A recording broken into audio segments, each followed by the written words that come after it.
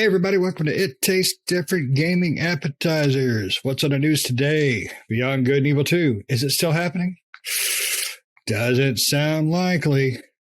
The game is in development crisis right now due to Michael Ansel's departure from the studio back in 2020, and we ain't been hearing squat about it, so let's dive into an article talking about the possible cancellation of the game. So, Pat, you are the most excited person I know about Beyond Good and Evil. I really enjoyed the first one. The second one looked really cool. So let's see. Are you heartbroken that it may be canceled? I wish they'd just make up their damn mind is what I wish they would do. You know, ever since the original came out, we've been wanting another one. Yep. E3 2017. There was more talk about it. And we got a trailer during a press conference they did in 2017. And I was like, it's all CGI, but what you're telling me is there's hope. And now here we are in 2021, almost 2022. And these developers are basically saying nothing has happened.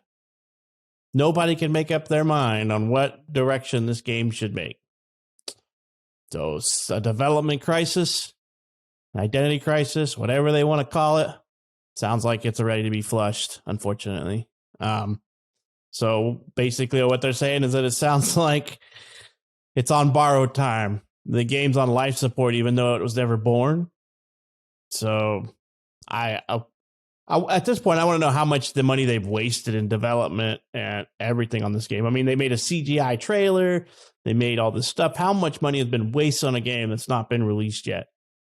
I don't know. It's insane when you think about it. Yeah, CG apparently is not cheap to do for movies, games, so I couldn't imagine. But that was a damn cool trailer. I know it was really cool. Bumping about it. I was like, oh yeah, another Beyond Good and Evil. I'm ready. And now they're saying that it's only a matter of time until it gets canceled. I hope it's incorrect. I hope that that's just somebody not close to the project knowing what's going on. But you know, with Michael Ansel when he left, I guess it's just worsening. They have no creative direction because of all this stuff. So I wonder what was happening. Was something happening between 2017 we saw that trailer in 2020 and now it's just kind of flatlined? I mean, if 3 years or 4 years or 5 years worth of development time has been going on to this game, how are you going to cancel something that you spent that much money on? But I mean, I guess game development studios do it all the time. I just hate to hear about it. Nick, what do you think, man? I mean, did you play the first one? I did, not to completion, but I did, and I liked it. You know, to quote Dumb and Dumber, so you're telling me there's a chance, and you know there's not. Basically, yeah, you know, like you said, we saw that CG trailer look cool, and it's been silent since then. You know, they've always come out. You know, people ask them, "Hey, what's going on with this?" And they always put out a little blurb saying, "Oh, everything's on track," when clearly everything's off the track. And this is, you know, a high profile title for them. And this is an IP that has been around for a long time. Ubisoft's in a weird spot right now, right? They have like 4 franchises that pretty much they just recycle in and out every year. You know, you have Assassin's Creed, Far Cry, Rainbow Six, and the other one that I completely just forgot. Oh, Just Dance. So those are like their 4 main things. Like when you watch a Ubisoft press conference, you're bound to see probably those 4 in that conference, right? And that's pretty much, and they're just recycling those throughout the year, you know, not all at the same time, but this year we're getting Far Cry. Next year we're going to get an Assassin's Creed. Next year, you know, Just Dance is every year, and then the next year we're going to get this. And so it feels like Ubisoft's like idea of just kind of spreading out and trying new IPs and trying new stuff has kind of just died off, and now they just recycle the same old same. And I think this would be pretty revitalizing for, you know, that kind of that Call of Duty syndrome, right? We get Call of Duty every year, and at this point, like Vanguard just came out, and I'm like, again, didn't we just play one of these? Like, I'm tired of playing so many Call of Duties. You know, and Shane usually picks up Call of Duty every time they come out, but this one he's like, I don't think I'm going to get this. I mean, we just played one not too long ago. It feels like so. Yeah, it's definitely. I'm done with the Call of Duty for a bit. I might pick it up later when it's on sale, but that's it. Yeah, you guys end up talking me into playing one. And I thought the same thing. I'm like, didn't we just play one? Like, I swear, not even 6 months ago, we were just playing some Call of Duty. Yeah, we were. It was the Modern Warfare remake. No, it was whatever the hell the one was before. It was the World War Vanguard. II one, I believe. No, it was the one after that. Oh, was there one after that? Yeah, because there's so many going on that nobody can keep it straight. Exactly. But I mean, exactly. In that sense, Assassin's Creed and Far Cry are kind of in that same boat, right? They don't come out every year like Call of Duty does, but when they do come out, they're pretty much rehashes of the same thing we've been playing throughout. Even if it's 2 years and then if a Far Cry comes out, or 3 years, it's like the same as the Far Cry before that one. Same thing with Assassin's Creed. We were kind of excited to see Valhalla, but then when we saw it and started playing, it's like, wow, this is exactly just put a new theme on it. Right. Yeah, the last Assassin's Creed was the last Assassin's Creed before that. It's just with Vikings now. Exactly. It started off really interesting and cool because it was just the first 45 minutes was purely story character build. Really cool. And then it turned into Assassin's Creed, do a million different things, travel a million different freaking miles, doing the same freaking shit you did in the last one, except for, like Pat said, Vikings. Ubisoft has really got to break that chain because people are getting tired. It is starting to slightly affect their sales, but people are going to buy Call of Duties and all that constantly, but it is starting to go down. Vanguard isn't selling near what they were expecting from a thing I read today, but that doesn't mean it won't get picked up again because people are going to buy it. I'm going to buy it. I know I'll buy it when it hits a sale, but I'm not in a rush because it's Call of Duty. But I would like to see them take some of the talent from their other studios, Far Cry, whatever, and put it towards games like Beyond Good and Evil 2. What was that? Jade Empire would be another cool one to bring back. Just bring out some new stuff. Even if it's an old IP, at least make a new version of a 20-year-old game. I think, how old's that damn thing? It's got to be 18 years. Can't remember when the original release. Beyond Good and Evil. Oh, yeah. It's been a long time. It was during the 360 era. 2003, I think, wasn't it? Yeah. It's something like 2003. So, I mean, that's a shitload of time. So, I don't understand why Ubisoft would do that, though, because the hype train of Beyond Good and Evil 2 from the trailer, which was fantastic, it did really make me want to play this game. That was all we got. I mean, I enjoyed the first one. I would love to see them redo it, especially with today's graphics and stuff. It could be just badass, but they would rather concentrate. And you kind of can't blame them. It is our fault for buying the same shit. Pat, you bought Far Cry, right? The new one. See, I'll end up buying Vanguard. Nick will buy a damn rehash too. It's our fault that we buy the same shit and they're going to keep giving us the same shit. But if we just stop, walk away a little bit, tell them, look, we'll play the next version, but we want this now. We want something new and exciting. Or we want you to bring back a classic. But they're not doing it because we're not giving them reason to. Well, anytime Ubisoft tries to venture out, it's more of the same. I mean, their latest hit was Immortals: Phoenix Rising. It's Assassin's Creed, but the narration and the storytelling was much better than the latest Assassin's Creed Valhalla. But it's all cartoony and it's Greek gods, and it was good. I liked it. I played it and completed it. I think Russ loved it when we did our review of it or whatever. But it's the same thing. It's go here, do this, open up a bigger area of the map, go here, do that, open up more of the map, do all these little mini things around the area you're in. It's the same game. It's the same game. It was done in a much more confined way, which I think made it better. It was done with a better story, as far as an entertaining story. Let's say that. I wouldn't say better. I'd say more entertaining. I think me and Russ both agreed it was like Assassin's Creed Light with comedy. And that game to me was fantastic. But you're right. I mean, it definitely has the elements of Assassin's Creed.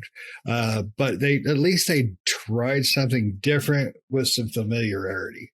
And I think that's probably why they did that, because they didn't want to venture too far from formulas. But they do. They need to just take a goddamn chance. Just, it's not like you're going to be hurting for money if you make a $50 million game and it doesn't sell well. At least you gave it a try. You got it out there. How much money have they wasted on development of Good and Evil 2? No crap. I bet that trailer alone was $10 million. I mean, I don't know, but it was nice. They had good voice acting in it. Yep. I would have liked it to come out. I would like to have seen him play the game, but it doesn't look like I'm going to get the chance. But I don't know.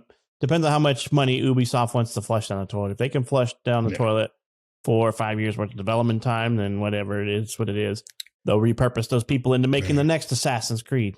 Yeah. And, they can use the resources too.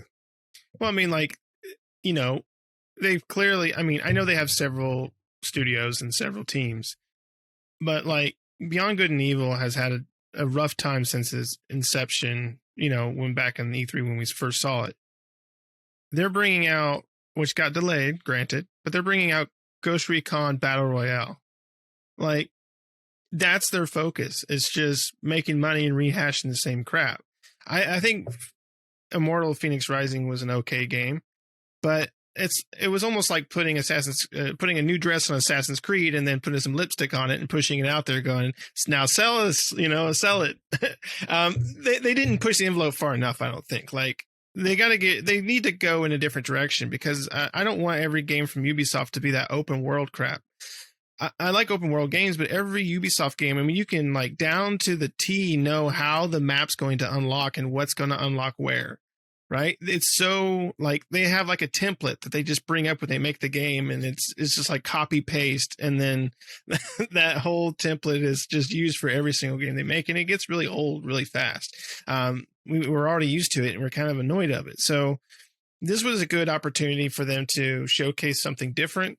And it looks like, we don't know for sure, but it looks like it's headed into the the cancellation bin. So that's just not good. And I hope Ubisoft kind of, changes direction and starts going to more unique IPs and, brings back franchises that we love, such as it'd be cool to see new Splinter Cell and also introduce some new IPs, some new franchises. Get rid of Assassin's Creed. I know it sells a lot, but we're done for a while. Let's go on and, maybe Far Cry, we're done for a while on that. Maybe start some new games with some of your other studios. Yeah. They're very formulaic. Get rid of that formula. It's the same formula. And Ubisoft's biggest problem is they have been able to tell some amazing stories through many of their games, many of their IPs. The Tom Clancy's used to be definitive storytelling for video games, and they've pissed all that away. Ghost Recon's pretty much toast on the storytelling aspect. The last good Ghost Recon was Warfighter. Future Soldier or Future, I can't remember which one it was. It was a Future something of the Ghost Recon that sucked ass. It really bothers me that Ubisoft, with the talent they have, the IPs they have, they can't do something outside of what they're doing now. It's like they refuse to actually go back. They're like Nintendo. They don't care, because they don't have to care. As consumers, we need to make them care. That's where our fault falls in. If we don't want Assassin's Creed, stop buying this shit. Right. I'm guilty as everybody else. I bought the last Assassin's Creed. I bought the last Far Cry. I will say that neither one of them lived up to the hype of the previous versions, because I believe Odyssey was much better Assassin's Creed, and Far Cry 5 was much better than 6. Far Cry 6, I'm bored of it. I barely played 4 hours, 5 hours of it. I can't pick it back up. It's just boring. It's more of the same. They just added pets. Whoop-dee, so, yeah, but it's Ubisoft. They do the same formula for every game they put out, no matter if it's Toronto, Montpellier Studios or whatever the hell the studio names are. One of the arms of Ubisoft puts out the same game, stamped 10 different ways, you know? I mean, even when you think of the Ghost Recons, what they've done to like Breakpoint and the other ones, it's the same crap. You open a new area, there's 50 million things to do in the area that are side crap, and then the main stuff in each area. It's the same garbage. It's become known as the Ubisoft open world shtick because that's all they do. So yeah, and they throw that in everything now, and we don't want it no more. Nope. Open world is fine to a point, but not everything must have open world. The freaking, Grand Theft Auto, that's their whole thing. Open world, great. Rainbow Six, no. Rainbow Six should be linear focused with an amazing story and characters and villains and all that. Ghost Recon, same goddamn thing. Both of those games are originally designed around a great story with tactics. I mean, I always bring it up, but Rainbow Six 3, man, being able to yell breach and clear and the game, that was really cool and fun. And then the multiplayer was fun, but the story, that's what got you through the damn thing. That's what makes you want to play these games. They're getting rid of stories in favor of freaking open world. That's why Ghost or Beyond Good and Evil is probably dying, as they're trying to figure out a way to make it a big open world piece of shit. Pardon my language. I'm just getting mad. But they're going to tell a story anymore. Ubisoft can't tell a story anymore. They can't. They were probably behind the design of Beyond Good and Evil. And they're like, okay, it's an assassin. And they're like, oh, no, we already did that one. They're like, right. It's a monkey assassin. So you're a secret operative. Like, no, we already have that one. Okay, so you monkey dance. Secret operative. We already have that. It's a monkey secret agent, yeah. So secret you're a Greek agent monkey dancer. Yeah, Pat, you're right. I mean, they really have died on the storytelling aspect. I mean, is there one in Rainbow Six? Rainbow Six Siege is fun. It's a fun game, but it's not Rainbow Six at all. It's not. It's just not.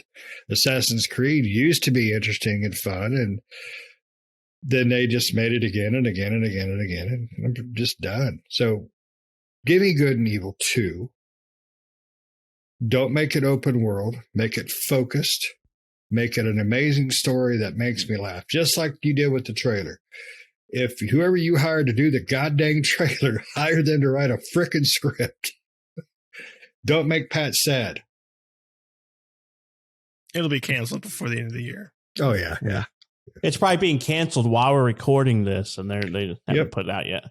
Yeah, Yep. They haven't tweeted since 2020 when they made the announcement that Ansel was retiring. So, Yep. Ansel's like, I'm taking my monkey and going home, bitches. So it's heartbreaking. It really is. Guys, do you have anything else to say before I have a seizure over here? Nope. Don't spank the monkey. Don't spank the monkey.